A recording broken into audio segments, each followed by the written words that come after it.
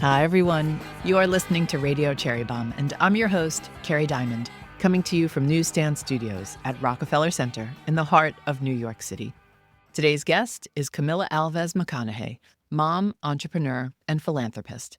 Camila is the founder of Women of Today, an online community where she shares recipes, health tips, and more. And she is the co-founder of the Just Keep Livin Foundation with her husband, actor Matthew McConaughey, and the couple also co-founded Pantalones Tequila. Camila and I chat about her upbringing in Brazil, why she moved to Los Angeles by herself as a teenager and worked in restaurants and cleaning houses, her philanthropic endeavors, her entrepreneurship, and more. Camila, as you're about to learn, is smart and scrappy and lives to help others. It was a lot of fun talking to her. Stay tuned for our chat. We've got a little housekeeping. Cherry Bombe and Open Table's community dinner series, Sit With Us, is back. We started Sit With Us a few years ago as a way to connect with the Bombe Squad in real life and highlight amazing female chefs and restaurateurs in the Cherry Bombe and Open Table networks with special one-night-only dinners. It's been so much fun traveling across the country to places like LA, Austin, Chicago, and Portland, Oregon, celebrating food, community, and conversation, and meeting so many of you.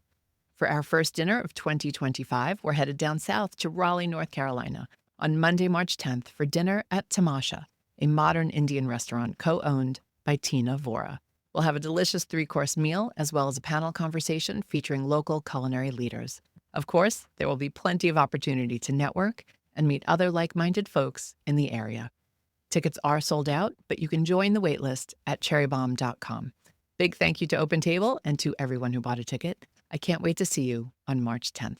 We'll also be in Las Vegas this very weekend for a special International Women's Day celebration. There's a kickoff party at Velveteen Rabbit on Friday, March 7th, then a networking breakfast at Encore at the Wynn on Saturday, March 8th, then a community dinner at the brand new Jelena at the Venetian. And yes, there is a Jelena in Vegas. That is happening Saturday night. You can buy individual tickets, or if you're a high roller, you can get a weekend pass. Just visit cherrybombe.com. I love Las Vegas, and I can't wait to see some of you there. Now, let's check in with today's guest. Camila Alves McConaughey, welcome to Radio Cherry Bombe. Thank you. Thank you for having me. I need to know how you do all the things that you do. You are a true entrepreneur, and you care deeply about people, clearly, so we're very happy to have you on the show. Oh, thank you. It's a pleasure to be on the show. Don't know if I have a proper answer for you. I'm still figuring out how I do all the things that we do. I would love to start with where you grew up. I grew up in Brazil. I'm born and raised in Belo Horizonte, Brazil. It's a big city in Brazil for who is not familiar with the country. It's a big city. But I grew up between two environments. So my mom is from a very small town, and then my dad is from a very small town that it's about like at a few hours away from my mom's town. And I grew up between the world of big city and everything that goes with that. And then any break that we had, we were in this small town and farmland. So my dad's still, a rancher and a farmer, and a lot of my people, my family, miners and, farmland and growing coffee and having cattle and that whole thing. So grew up between those two worlds and very vividly, like very present on both ends. What was home like? Who cooked? What were the foods you were eating as a kid? My mom did majority of the cooking. My mom kind of took over the kitchen. It's interesting that I love to cook now because, my fond memories of her is her cooking and creating things. She's an amazing chef, but she was very protective of the kitchen. So like anytime, she was one of the moms that, if you would come in and you try to help or she's trying to teach you, all of a sudden she's doing it herself. Right. So it's something that I actually try to watch it with my kids because, a lot of times I have the tendency to repeat how people taught us things. So I have to stop myself and go, no, let them make the mess in the kitchen, let them go through it. And I know it's not going to work out, but they're going to learn, or give the little hints. But yeah, she was the main chef growing up. And I would say when we go to the farm, my grandmother, I have these vivid memories of my grandmother cooking in a wood burning oven, the farm. And it's, had the oven below the wood burning and all the hose on top and to cook all the pots, really big pots. Did she let you help or did she shoo you away similarly? She wouldn't let us help in the cooking process, but she was like, you chop this, you go run in the back and go grab this herb or that herb. And they will always test me and mess with me because I would spend majority of my time in the big city. So they would be like, run to the back and grab the cilantro, salsina, like this with the different kind of herbs. And I would be like, I'll be completely lost. So she would give us jobs, but she wouldn't allow us to really get in the pots and cook in there. What were some of your favorite foods as a child? Oh, as a child, I think this chicken that my grandmother used to make. And then my mom, she makes the best Brazilian chicken stroganoff. And she makes the best feijoada. The stroganoff, most people might know. But in Brazil, we make a Brazilian version. It's very different than the European version. Very different. Tell us a little bit about it. It's a bit more flavorful. The stroganoff that you have in Europe usually will have like a brown kind of sauce. The Brazilian, it's like a white. It's white creamy sauce. Uses like crema.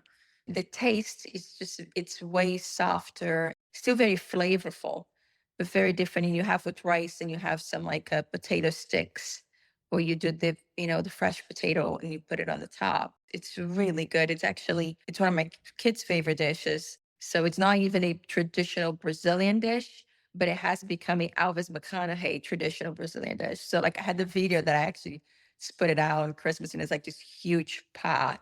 I cooked this huge amount of chicken stroganoff for Christmas for everybody. Tell us the second dish you mentioned. The second dish is the feijoada. It is a traditional Brazilian dish.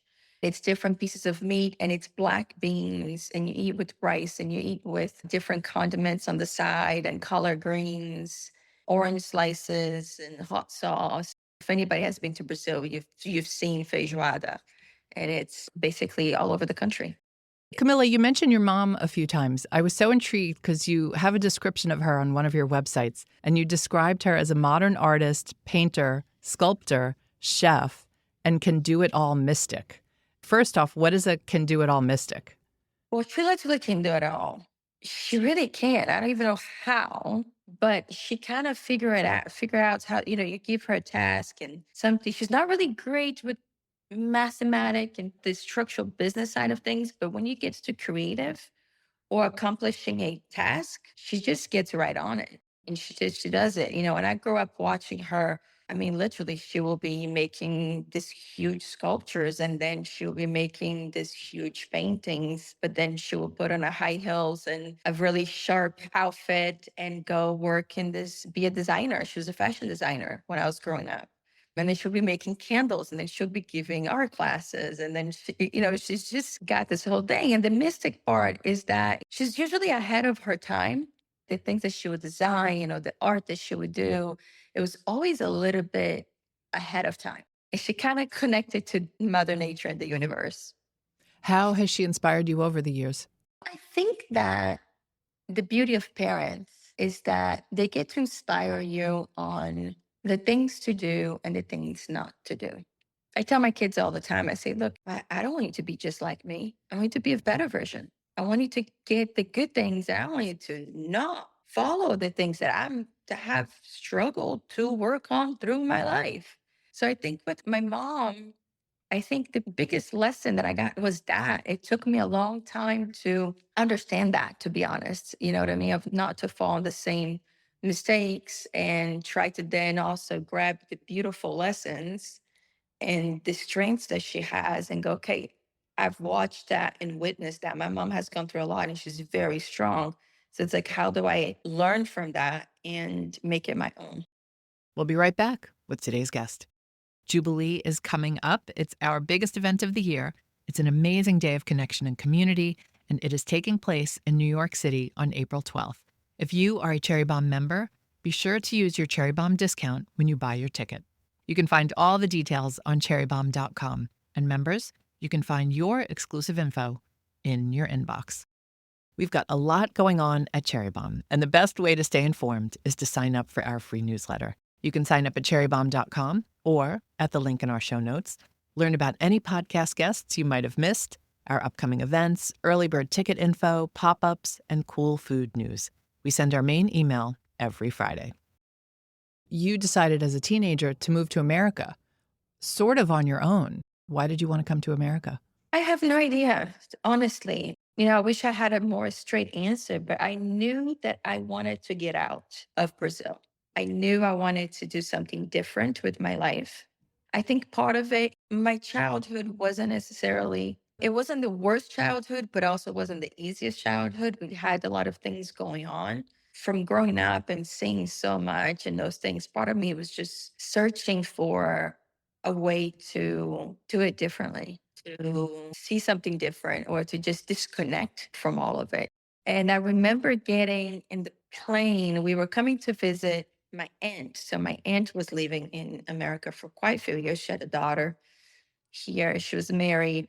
And we came to visit her. They were going through a divorce and all those things. And we came here to be present with the family and her daughter. And I remember looking at my mom in the plane. I literally had a suitcase, one suitcase, large suitcase full of books from school, because it was like, the last year before you go into college, you have to decide what you're going to do and stuff like that. And you have tests every Saturday, actually. Every Saturday morning, you had multiple tests. So it's like full on. So I was going to miss a bunch of school. So I'm like, tests. I have a huge suitcase full of books ready to just come and, go right back. No plans to stay whatsoever. I didn't even say bye to my dad when I came, because it was like I was just coming a short trip and going right back. I remember getting on the plane, and before the plane took off, I just looked at my mom and I was like, Mom, I don't think I'm coming back. And without blinking, she just looked back at me and she goes, I know you're not. And that was it. And we did not talk about it anymore for the rest of the trip. It's been a long journey for sure. I didn't know that's how you made the decision. And you were very young, weren't you? 15 or 16? Yes, I was 15, Wow. between 15 and 16 years old. Yes. So your mom agrees to let you stay with your aunt and your uncle. Yeah, my mom goes back to Brazil. My aunt takes me. So my aunt used to model back in her days in Brazil. I was tall, not so tall, but I was, I had enough height. My aunt dressed me up. I was a tomboy full on, and she just dressed me up. And I remember like it was yesterday, this tight gold dress, this huge high heels, could barely walk on them. And she took me to these modeling agencies all over. I ended up getting signed by a modeling agency, but I did not start modeling until I was 19 years old, which in hindsight, I would say back then it was like really hard and really challenging for me. But in hindsight, I would have not been the person I am today if I didn't have those experiences. You had a tough few years, Camilla. Like your aunt got divorced. I think you were couch surfing, right? Having to take whatever jobs you could find. Yes, yes. I didn't speak the language neither, by the way. So when I moved to America, I only spoke, hi, how are you? How much is this? And I'm sorry, I don't speak English. That was it, really. Things got a bit complicated with my aunt and the divorce and things like that. And the one thing that we grew up, my dad was very, very big on values and morals. And he was always like, no matter what's happening, you stay by the right thing. You don't stay with people that are doing the wrong thing. Something happened that was not correct in my point of view, and it wasn't done right. So I couldn't stay in that situation anymore. I was like, I gotta leave. I gotta leave this. And I didn't know anybody. The only people I knew was my aunt and my uncle, and my aunt at the time. So trying to make a long story short, I went from, living in a 3-story house with Porsches in the garage and having just the duty of helping with my little cousin, to not speaking the language and having to sleep in somebody's couch, where outside's the ice cream truck going by at 1 in the morning. They ain't selling ice cream. So it was a major shift of transition. And because I didn't speak the language and I still had to earn a living, I did start going back to my dad again. My dad was always, we grew up middle class, not wealthy, but middle class. We had somebody that worked in our house. It's very common in Brazil that if you're middle class, you have somebody that's taking care of the things in the house. But my dad always used to say to me and my brother, you still have to learn how to take care of our house no matter what, because you can be the queen. But if your staff doesn't show up, what are you going to do? So we grew up, even though having help, we grew up learning how to do those things and working hard. Even on our vacations, when we would go to the farm and things like that, they used to have this huge festival every August in this small town with bands and concerts and all of that and big festivities. And my dad used to make us go work on the coffee farm to earn money to spend in the festival. Right. So he always had those kind of things. So I know how to take care of a house. It's an honest job. And so that's what I did. My first job ever was cleaning houses. And then I was taking English classes at a community college at night. As I started learning the language, then I started working in restaurants. First was a Mexican restaurant where the menus were all numbers. So it didn't matter how much English I knew or not. And then I again started learning the language and got a job at a store, then got a job as a hostess at an Italian restaurant. And then I went to quit. This was a very pivot moment at a young age for me, trying to figure out on my own how to be secure with myself in a different country. Like I lost all of my crutches. I was having to build everything from scratch. Being in Brazil, you're in a big family, you have your friends, you have your cousins, your school that you've been going to. I mean, it was, and the culture is very community center. And the culture in America didn't feel like that. It felt very isolated and separate, you know what I mean? Like, and things like that. And not in a negative way, but it was just very, very different. So I was working as a hostess in this Italian restaurant and I decided to quit because you don't make tips as a hostess. I was making tips at the Mexican restaurant with the menus with numbers, right? I went to quit, and these two owners, they were Italian heritage, but from New York, very tough guys. I walk in to quit. They were in the middle of a meeting and they could tell at the moment I walked into the door, and they just turned to me in the middle of their meeting and started like, "You are not F coming here to F telling me what are you gonna F telling me? Go sit in the back. We'll be right there. This is not happening." And I was like, I had never had anybody cuss at me like that ever. I was a bit in shock and I went to the back and I sat down. I was like, what has happened? They finished their meeting and they came to me and I was like, "You're not quitting." And I was like, well, explaining to them, what are you talking about? Like, they barely let me talk. And they turned to me. One of them turned to me and say, listen, if Ruben can become a manager, what is stopping you to do the same? And it was one of those moments as a young adult, right? Like, I don't know. I paused and I was like, well, you're right. Ruben is somebody that started in the restaurant as a busboy, right? And I was already started in a position that was above busboy. I was a hostess. Ruben's English was still broken up and all of that, but he worked so hard and had such a personality. I was so devoted to the job. And I was just like, you're right. And I was like, okay, well, I'm willing to give it a try.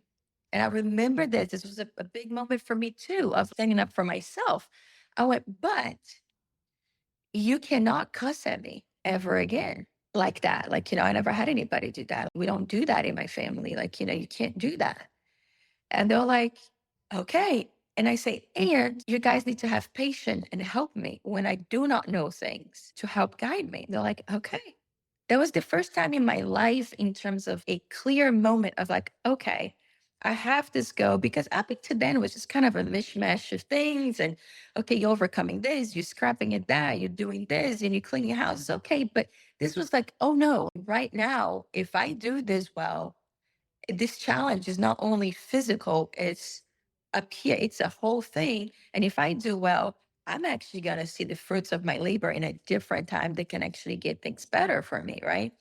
I remember like the first week, literally, I kid you not, I would be taking orders on the table and run back and be like, do we have OJ? And they're like, what are you talking about? OJ's orange juice. Yes, we have orange juice. You know what I mean? Like, it would be like that.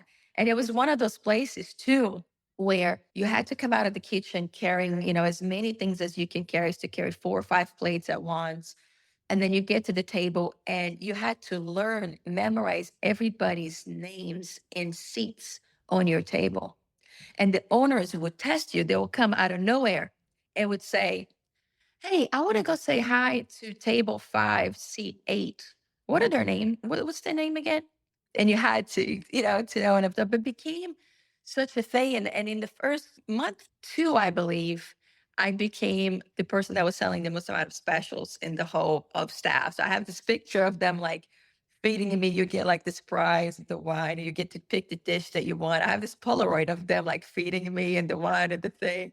It's very sweet. But that was a big lesson for me to learn. So out of that, I then started to model and I got the call from New York to go work there in this modeling agency. I remember I had very little money to move to New York.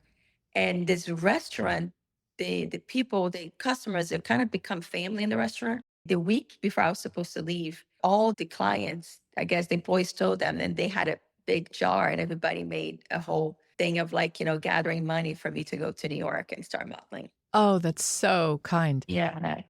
Before we get to your New York chapter, I just want to talk about LA for a second because LA has factored into your life in multiple ways. And I was thinking about you this morning, as I was prepping for this interview and given what's going on in LA. LA has always been this beacon for young people with big dreams. And I was just thinking, you were there at such a young age, really trying to make it. There must be so many young Camillas in LA right now. And it just kind of breaks my heart thinking of them and how they're fending for themselves right now. And I'm sure you're thinking the same thing somewhat. It's so tragic. It is so tragic. We can sit here and try to come up with words for it, but the reality is that we just have to find ways to help. So many loved ones, so many friends, so many work teammates, and part of our team. I mean, so many people evacuated, lost everything. But to see the casualties, the people that did pass away, their families, their close ones, the first responders, the amount of work. I was thinking about it this morning. When we lived in Malibu, we lived there for a good amount of years. Both of my kids, the two older kids, were born in Santa Monica, where, they were in Malibu for the first years of their lives until we moved to Texas and had a third child. And their biggest memories up into today, it's over there. That's their favorite place in the world. These fond memories that they have. And I was thinking about the firefighters from our station because, we knew them, we had a relationship with them. And to think what they're going through, what they're putting in the line. I was thinking a lot about them this morning. It's very tragic. And truly, I have dear friends that, lost everything in a previous fire, came and lived in our house until they were able to rebuild.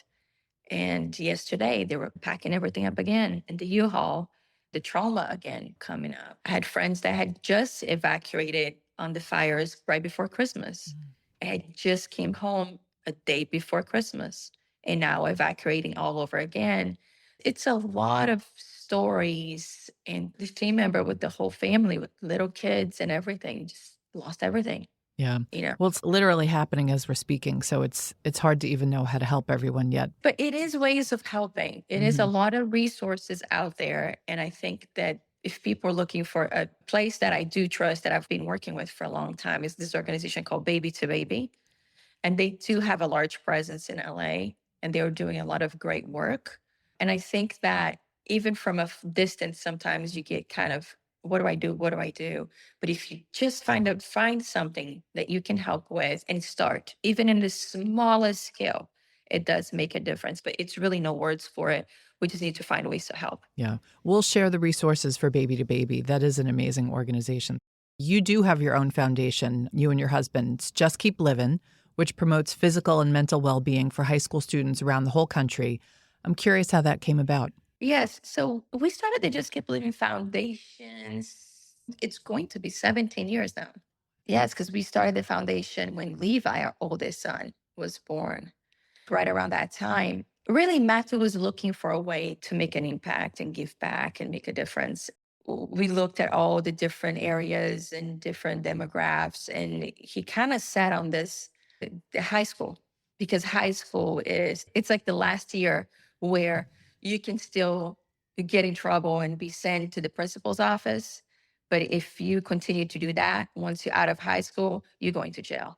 And believe it or not, when we're doing the research, it wasn't back then.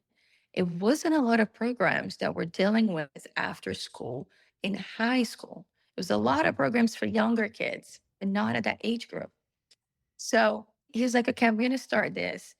We met with Shannon, which she still running the foundation into today. She was with us day one. She's still running the foundation to today. I was doing stuff in Brazil at a time, and I was doing, some stuff here in America, but majority of my efforts were in Brazil. We had this thing when we had Levi, our first son.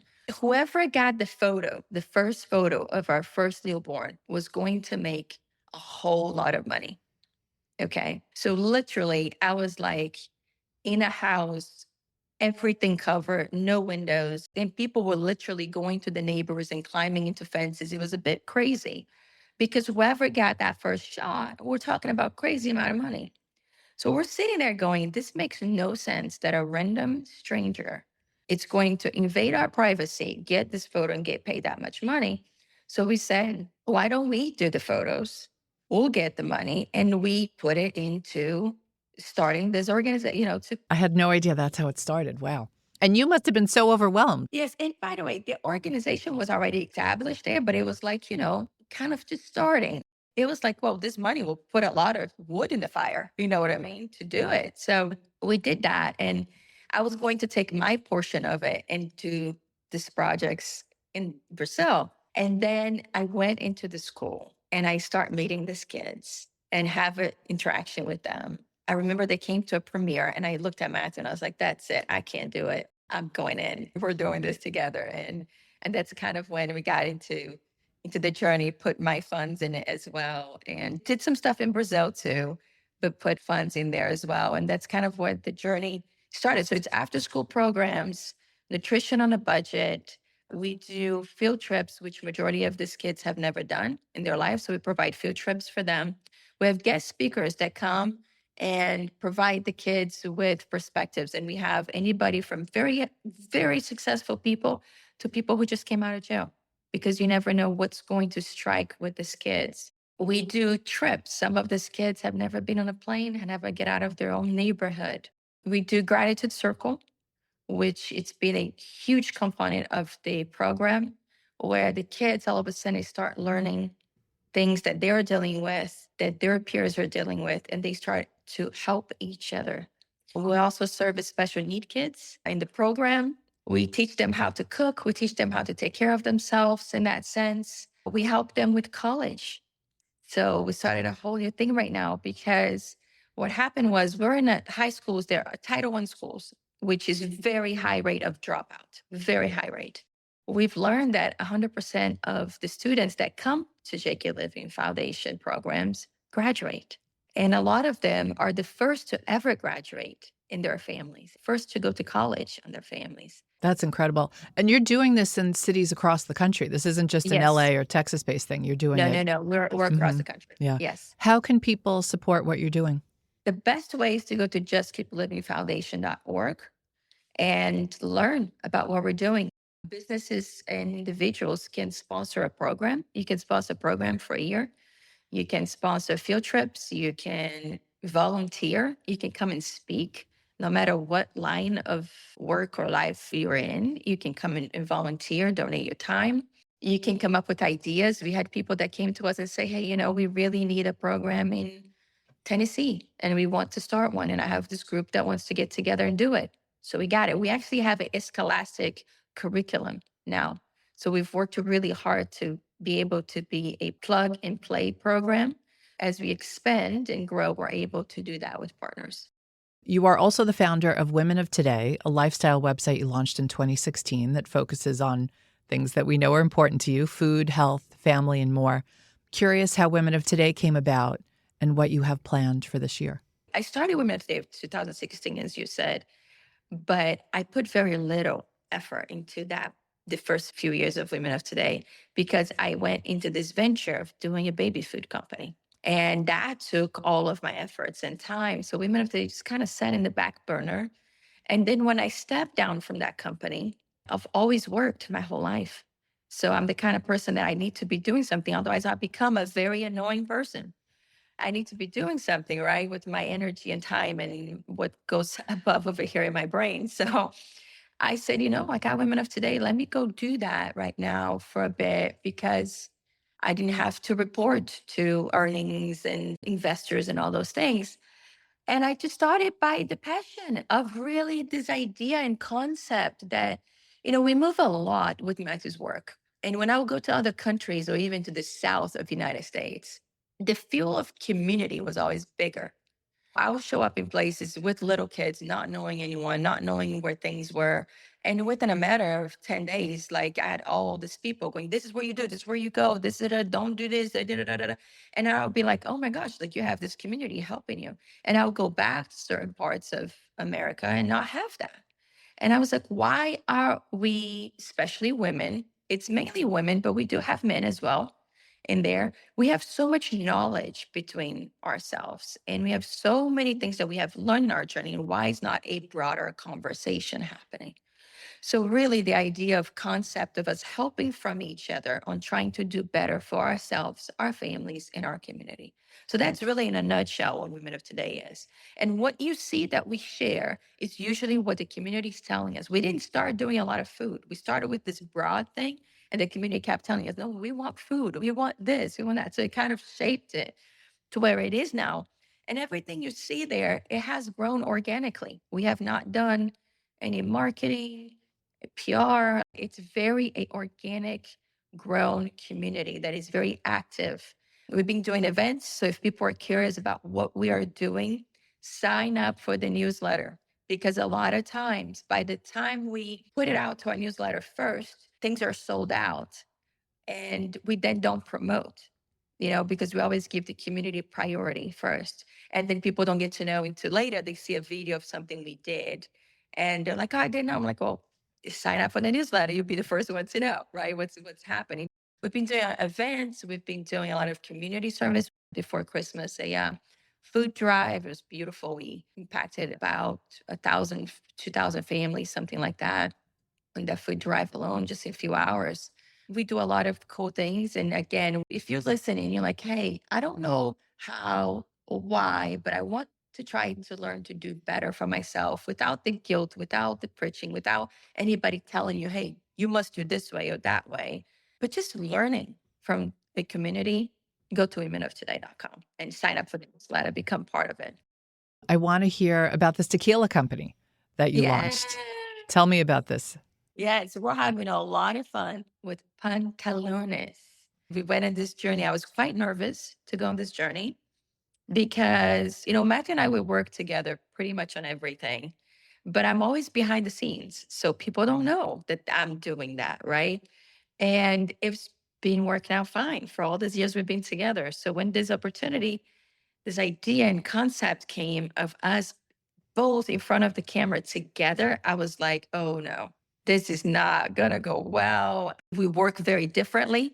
He did some convincing to me, and I came over to the other side and we went on this journey. We've been having a lot of fun. It is a certified organic tequila that was very important for me. If I'm drinking this, if this is going to be all I drink, has to be organic and clean. And we did that. And then it was the journey also to make it accessible and make something that tasted really good, that was certified organic, that we were proud of, that didn't cost a crazy amount of money. We wanted to be accessible. We wanted people to be able to afford to get. So that's what we end up with. It took us 47 iterations, so 47 different trials of tequila to get to where we are now. We're very proud of it. It's our drink of choice. The Reposado is our favorite. We're now just went nationwide and people can find in their local stores and local restaurants. And if you're not seeing it, ask for it. Congratulations. What Thank you. aspects of the business are you involved in the most? So a little bit of everything, really. Honestly, Matthew and I got our hands on all of it. We're not just the names. We invested ourselves. We work on it ourselves. So anything from the creation of the juice, as we like to call, the design of the bottle, the label, the business accounts, the marketing. Matthew's really, really one of the best marketeers I know. So he works really heavily on that, all the campaigns and all of it. And even securing accounts. We just started a partnership with Princess Cruise, and that's something that I worked on my own, beginning into pretty much the end. Until it was time to go. Okay, now we got to bring the legal team and the rest of the team in, and then they came in. But that was something that I work on it myself. So truly, we're involved on every part of it. It's on our daily schedule. You mentioned that you invested in this. Do you have other investors? We have different partners. Yeah. So Okay. everybody brings a different skill set. It's a small group of the partners. There's only a few of us. Everybody brings different skill, and it's very blessed to have the partners that we have as well. You've had a very entrepreneurial path, starting from your teenage years, as we've all learned now. What do you love the most about being an entrepreneur? I love that you can create. I love that you can do the impossible. It's challenges that you have to overcome, and you have to get very creative to overcome them and solve them. And you have this clear goal and this clear direction of like, okay, I want to get to that. And even if I don't get to that, even if I fail, the lessons that you learn on the way, it will set you up for the next thing that you're going to do. Even if it's a completely different business, even if it's a completely different walk of life that you decide to go into. So, the amount of lessons, I am a very curious person. I love to learn. I really love to learn. Hence, women of today, I want to learn from you. You know what I mean? Like, talk to me. I'm very curious. I ask a lot of questions. So, for me, creating things like that, it really fulfilled that side of me. And I love to be able to look at something and be like, okay, this is really hard. How am I going to get this? When we're talking about Princess Cruise, I'm like, oh, how am I going to work this out and make all of this happen, and the production and the delivery and the this and the this and the this and the this, and then be able to turn that page and go, we did that. That's amazing. And again, even if you fail, you're like, wow, I met all these people on the way. I learned all these things. I still have great relationships with people that I've worked in the past that I learned so much from, with businesses that didn't work. But then now with other business I do, they come back in and help and things like that. And then at the end, when you go on that journey, the amount of knowledge that you gain then provides you the ability to help others in different ways. I think that's what I like. And I think that also, when you grew up in a way that you have to be scrappy, that you have to figure out. I didn't finish school, I didn't go to college. I wish I did, honestly, but I didn't. And that was not part of my journey.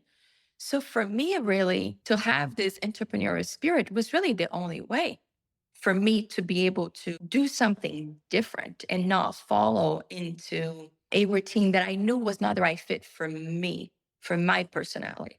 I look at people that have very steady jobs and can do things, and I'm always at awe, honestly, at awe. I tell them all the time, I'm like, how do you do that? That's beautiful and amazing. And I wish I could do that, but it's not how my brain is wired. So for me, that journey was one that I was like, okay, I could go in that journey. I can figure things out. I can scrappy. I can work hard, get my street smarts in there, and learn the lessons along the way. You seem like someone who's trusted your gut from a very young age. Would you say that's true, or have you had to learn to trust your gut over the years?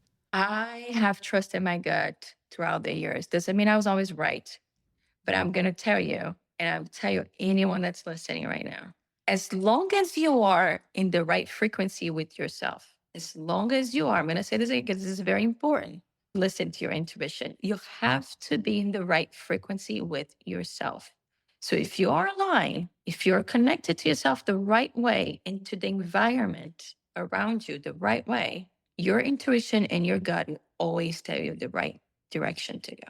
Even when people don't believe you, even when people say you're wrong, even when people don't see what you see.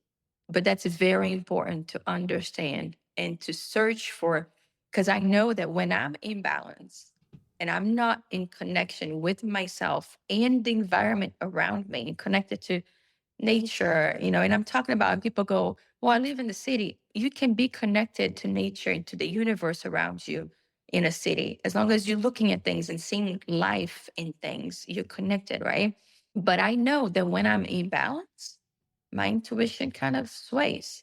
So it's not really my intuition, then it's my fears that are talking. So it's a big difference between fears talking and ego talking versus your intuition. And I urge anybody to really learn on your own journey, what's the difference between your fear and your ego talking and your intuition? Because once you know, that intuition will always guide you to the right direction. Great advice. Thank you, Camila. Let's do a mini speed round. What beverage do you start the morning with? Peppermint tea, Sweetened, unsweetened? unsweetened, What's your favorite kitchen tool or implement? cast iron. What's always in your fridge? Basic, I always have eggs, but also I always have a omega oil, flaxseed oil. What's your favorite food film? The Bear lately. Yeah, that series. We all love The Bear.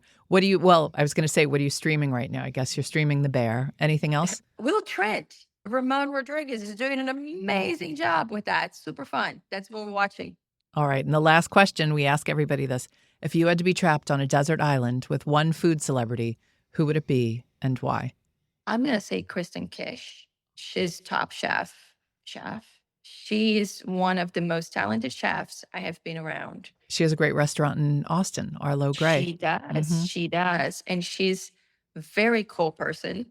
I'm a big fan of hers. So she has actually cooked in one of the Women of Today events.